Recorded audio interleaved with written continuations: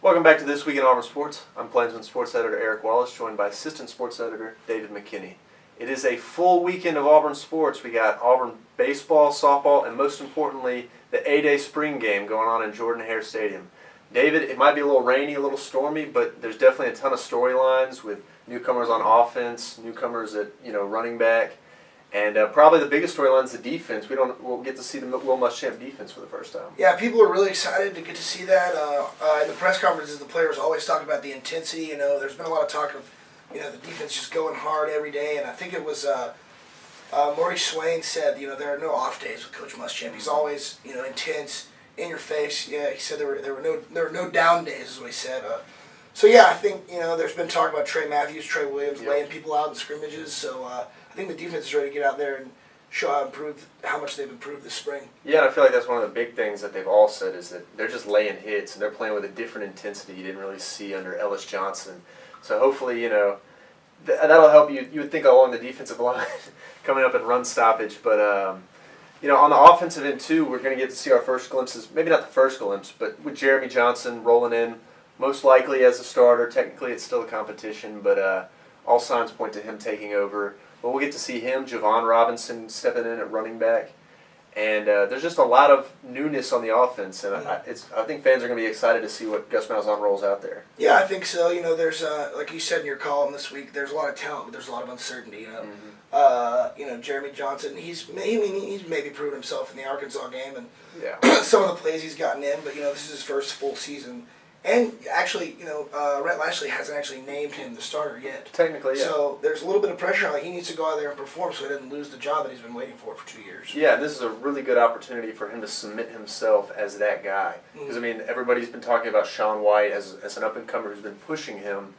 But, the fans want to see Jeremy Johnson take hold of this job and make it his, because I think his ceiling is probably the highest for sure. Another thing I'm really interested to see is the wide receiver position. Obviously, with Sammy Coates being gone, Duke Williams is still the beast that he is there. But who's going to step up around him? Quan Bray is gone.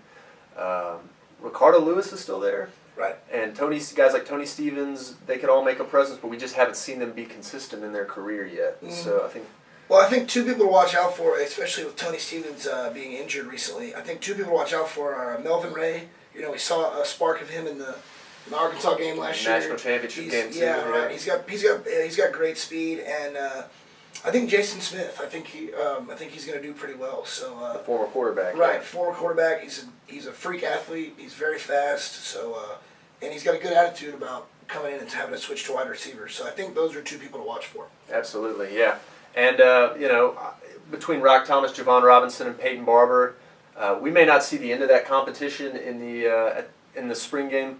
But I think it'll be a good chance for fans to see, what each one brings. Is Rock going to be able to bounce back from that first play of the Iron Bowl? Because we haven't seen him on the field since then. Right. What does Javon Robinson bring? And then there's, the mystery man, Peyton Barber, who's been around for a little while, and everybody's always talked well about him. He's been injured. We haven't quite seen it on the field yet. So I think we'll see what each one brings to the offense and trying to replace Cameron Artis-Payne. Yeah, A-Day was a tough day for Peyton Barber last year. His first carry of his Auburn career really was an A-Day, and he fumbled the ball and got hurt. So it's a good chance for him to make up some ground. Absolutely.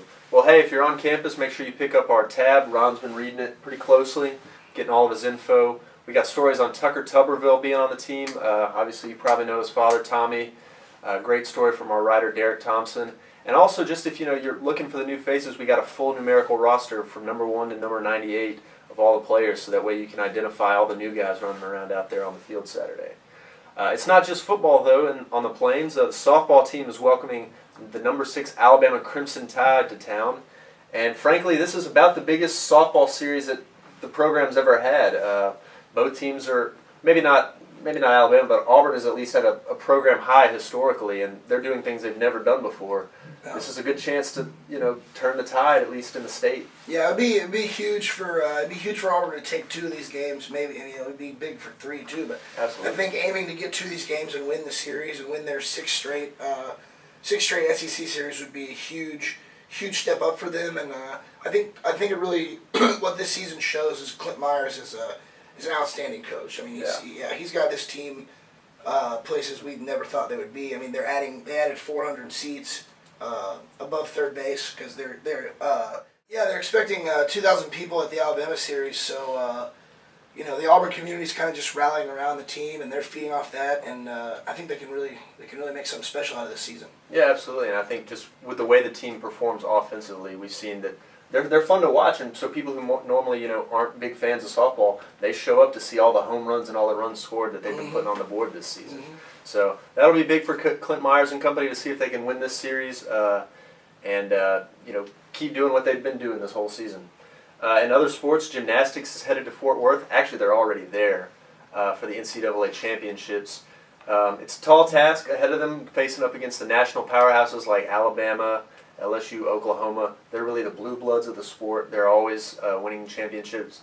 But in an interview earlier this week, head coach Jeff Grabe was basically saying, if we can make it to the Super Six, like, anything can happen. So we'll see if they can do that. They'll first compete on April 17th, and then they'll make it as long as they can. They got to take it day by day. So it's been a record season for them, and we'll see if they can add any more historical landmarks to that season. Finally, baseball welcomes Ole Miss into town. Baseball, it's hard to say that it's been up and down a lot. They're sitting at 23 and 15 right now after a double-header victory in the middle of the week. When Keegan Thompson's pitching, they can beat anybody in the nation. They showed that last week against LSU. They rolled into Baton Rouge and got a win. Right. It's almost a guaranteed win when he's on the mound. Yeah, it seems that way. But when he's not pitching, it hadn't been that way for Auburn. And honestly, they've lost most games when he wasn't pitching.